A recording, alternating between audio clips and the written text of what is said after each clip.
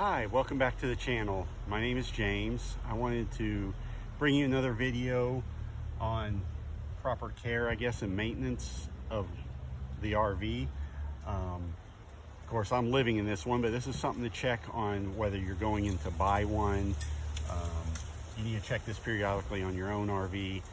And really what I'm out here doing is, because I'm living in it, the slides aren't pulled in and out very often. So I'm going to check the slides, make sure they run in and out properly.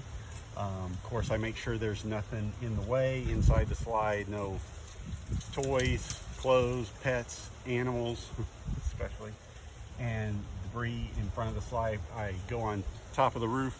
Since I don't have a slide topper, even if I had a slide topper, I want to make sure there's no debris, trash, or anything that got under there, sticks, leaves, anything like that.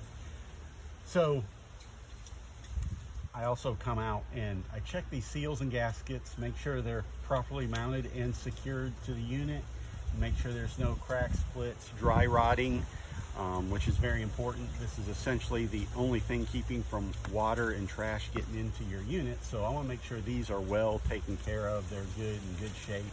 I make sure all my screws in here are fastened to the coach securely on top, on bottom, anywhere where there's rubber. I check those seals, and that's on top of the roof as well. I also check underneath the unit, make sure these gears are properly lubricated. Everything under here is properly mounted, secure, not hanging down and in the way. Nothing is going to catch up under there.